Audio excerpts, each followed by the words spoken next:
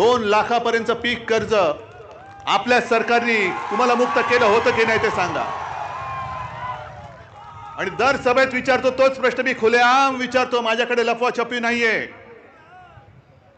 तुमच्यापैकी त्या कर्जमुक्तीचा लाभ मिळाला होता की नव्हता मला एकदा सांगा। होतं हो, नाही तर नाही। उघड नैसर्गिक संकट आल्यानंतर महाविकास आघाडीच्या सरकारने तुम्हाला केलेली मदत तुम्हाला मिळत होती की नव्हती? सोयाबीनला भाव, कापसाला भाव मिळाला होता की नव्हता? नमस्कार शेतकरी मित्रांनो, शेतकरी कर्जमाफी, नुकसान भरपाई, पीक विमा, त्याचप्रमाणे अतिवृष्टी अनुदान हे सर्व शेतकऱ्यांचे जे महत्त्वाचे प्रश्न आहे त्यासंबंधी उद्धव ठाकरेंनी केले मित्रांनो मोठमोठ्या घोषणा। त्यांनी सांगितले की आम्ही शेतकऱ्यांना कर्जमाफी दिली होती आणि आम्ही पुन्हा सुद्धा शेतकऱ्यांना कर्जमाफी देणार आहोत। त्याप्रमाणे शेतकरी मालाला आम्ही जो सांगितला तो हमी भाव देणार। आम्ही फक्त बोलून दाखवत नाही तर आम्ही करून दाखवतो। त्याचप्रमाणे आम्ही विविध शेतकऱ्यांच्या बांधापर्यंत जाऊन शेतकऱ्यांचे प्रश्न सोडवतो। आम्ही नुसतं बोलत नाही तर आम्ही करून दाखवणारं सरकार आहे। त्यामुळे पुन्हा एकदा तुम्ही आम्हाला मत द्या, आम्ही पुन्हा एकदा कर्जमाफी करू। चला तर बघूया संपूर्ण माहिती। त्याआधी चॅनलवर नवीन असाल तर सबस्क्राइब करा। चला बघूया की नव्हता नाही, नसेल तर नाही सांगा। म्हणजे पहिले जे काय मिळत होता 2.5 वर्षात आणि आता किती मिळतोय? मग मोदींना विचारा की तुम्ही फिरताय वरच्यावर। म्हणजे मोदींना असं झालेलं की तुम्ही जगा किंवा मरा, पण मला पंतप्रधान करा। बाकी जनता मेली काय जगली काय माझं काही जात नाही, पण तुम्हाला मी 2075 साली तुमचं उत्पन्न मी चौपट करेन। किती साली? 2075, 2047। अहो आजची रात्र खाऊ काय ते सांगा मला। आजच्या रात्री मी काय खायचं? तुम्ही 2047 दाखवता आहात। जरा थांबा रे, जरा थांब ना, मला भाषण करायला बोलवलं तर मला बोलू दे ना। 2047 साल तुम्ही आम्हाला दाखवताय,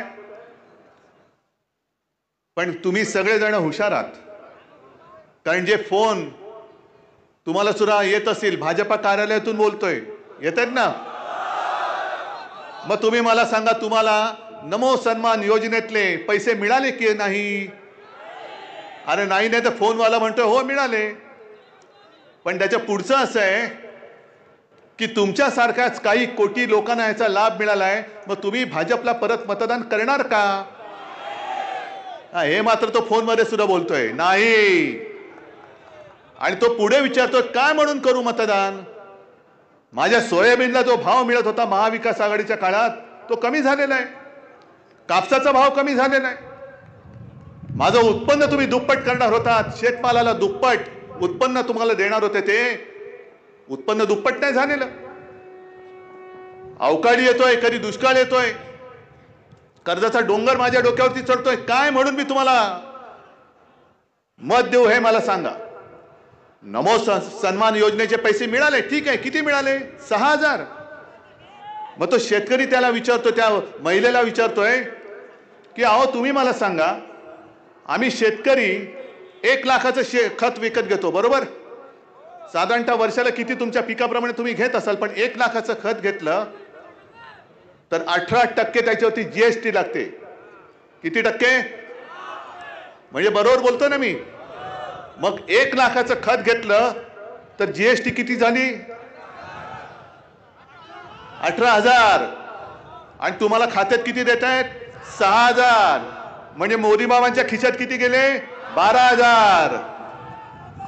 मग तुमच्या खिशात हात घालून तुमचे 12,000 नेत आहेत आणि 6,000 तुम्हाला भीक म्हणून देत आहेत। नमो सन्मान, अशा माणसाचा सन्मान तुम्ही परत करणार? कशासाठी करायचं? या विदर्भामध्ये मला आठवतंय की आपलं सरकार असताना आपण उद्योग धंदे आणण्याचे प्रयत्न करत होतो। अगदी म्यानमध्ये सुद्धा आणि पश्चिम विदर्भामध्ये सुद्धा अगदी सिंचनाच्या कामासाठी गोसीखुर्द मी स्वतः गेलो होतो। गोसीखुर्दमधनं पाणी पश्चिम विदर्भापर्यंत कसं आणायचं, नाग नदीचं सौंदर्यीकरण कसं करायचं, आपलं सरकार असताना कधी आपण हिंदू हृदय सम्राट शिवसेना प्रमुख बाळासाहेब ठाकरे समृद्धी महामार्गाचं काम बंद पडू दिलं नव्हतं ना। नागपूर मधली मेट्रो बंद पडू दिली, काही केलं नव्हतं, सगळं चालू होतं। अगदी आपली बोलणी चालू होती टाटा एअरबस सुद्धा नागपूरमध्ये किंवा विदर्भात आणायची।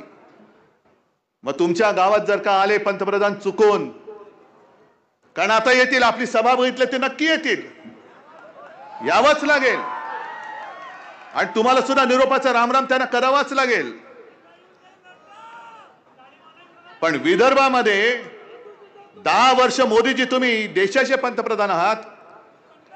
गेल्या 10 वर्षामध्ये एक 2.5 वर्ष आमच्या महाविकास आघाडीची सोडली तर जवळपास 7.5 वर्ष तुमचंच डबल ट्रिपल चौपल किती इंजिन लावायची ती लावा, त्या इंजिनातून धुराशिवाय काही निघालेलं नाहीये. पण किती उद्योग माझ्या विदर्भात आणले सांगा, आणि किती माझ्या शिकलेल्या सवरलेल्या विदर्भातल्या मुलांना मुलींना नोकऱ्या दिल्या त्याचा पहिला हिशोब द्या. म्हणजे तुम्ही ना शेतकऱ्यांना खुश करत नाही, त्याचं काय करायचं तुम्ही करायचं. कारण मी काय बोललो तर लगेच अंगाचा तिळपा पडतो. पण आता करू काय. पण तुम्ही शेतकऱ्यांना कधी त्यांचं शेतीमालाचं किंवा शेतकऱ्याचं जे काय उत्पन्न आहे, 2014 साली कोणी वचन दिलं होतं शेतकऱ्याचं उत्पन्न आम्ही दुप्पट करू. पीक विमा तुम्हाला मिळतोय, मग पीक विमा मिळत नाही. जे 18,000 खातायत त्यातले 6,000 तुम्हाला देऊन 12,000 पुन्हा वरच्यावर खातायत. शेतमालाला भाव देत नाहीत. कधीतरी निर्यात बंदी, कधीतरी जेव्हा गरज नसते तेव्हा निर्यात आयात काय वाटेल ते करतायत आणि शेतकऱ्याची वाट लावून टाकतायत. म्हणजे तुम्ही शेतकऱ्याला खुश ठेवू शकत नाही. तुम्ही सुशिक्षित जो माझा तरुण आहे तरुणी आहे तिला नोकरी देत नाही, गाव सोडून त्यांना भटकावं लागतंय.